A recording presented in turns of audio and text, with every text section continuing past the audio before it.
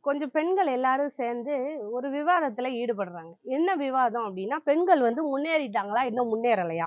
பெண்ணியம்லாம் பேசுறோமே, அது எதுக்கு பேசுறோம்? நடக்கா? நடக்கலையா? அது நிதர்சனமா? இல்லையா? இந்த மாதிரியான விவாதத்துல ஈடுபட்டிருக்காங்க. இதுல ஒரு சாரார் பெண்கள் சொல்றாங்க, "இல்ல, இல்ல. இன்னும் பெண்கள்லாம் ரொம்ப முன்னேற வேண்டியிருக்கு. இன்னும் கிராமங்கள்லாம் கூட இப்ப உள்ள இந்த தொழில்நுட்பம்லாம் போய் சேரல. இப்ப உள்ள நாகரீகங்கள்லாம் போய் சேரலன்னு" சொல்றாங்க. இன்னொரு சாரார் பெண்கள் என்ன சொல்றாங்க, "அப்படிலாம் நீங்க சொல்ல முடியாது. நீங்க எந்த துறைய இப்ப எடுத்துக்கோங்க.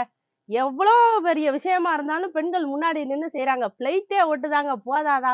அப்படிங்கிற மாரி ஒரு சிலர் சொல்றாங்க.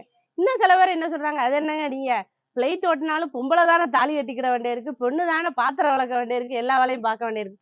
இந்த மாதிரியான விவாதங்கள்லாம் போய்க்கிட்டே இருக்கு. இந்த விவாதங்கள்லாம் ஒரு கட்டத்துல என்ன ஆகுது அப்படின்னா, ரொம்ப அமைதியாயிடுது. எல்லா பெண்களுமே. ஆமான்னு சொன்னவங்களும் சரி, இல்லன்னு சொன்னவங்களும் சரி, ஒரு மாதிரி அமைதியாயிட்டாங்க. அந்த இடத்துல ஒரு ஒரு ஒரு பெரிய சாந்தம் குடிகொள்ளுது. எல்லாரும் ஏதோ ஒரு விஷயத்த சிந்தனை பண்ணிட்டு இருக்காங்க. என்ன சிந்தனைன்னு யாருக்கும் தெரியல. ஆனா எல்லாரும் யோசிச்சுக்கிட்டு இருக்காங்க. பேசுறதுக்கு வார்த்தை இல்லாம அமைதியாயிருது. என்ன அப்படின்னு கேட்டா, திடீர்னு ஏதோ ஒரு சிந்தனையில இருந்து விழித்தெழுந்து ஒரு பெண் ஏதாவது சொல்லுவாங்க அப்படின்னு பார்த்தா, எல்லாருடைய வாயில இருந்து என்ன வருது? "ஆ, இல்ல, ஒண்ணும் இல்ல." அப்படிங்கிறது மட்டும் ஒரு தயக்கத்தோட அந்த பதில் வருது. இவ்வளவு பெரிய பேச்சுக்கு அப்புறமும் கூட சிந்திக்க வேண்டிய அமைதி ஒண்ணு இருக்கு அப்படின்னா, இத விவரிக்க முடியாது. அதுல என்ன இருக்கு அப்படின்னு நம்ம விவரம் சொல்லிற முடியாது. கனிமொழி அப்படிங்கிற ஒரு கவிஞர் அத அழகா ஒரு 4 வரியில பதிவு பண்ணியிருப்பாங்க.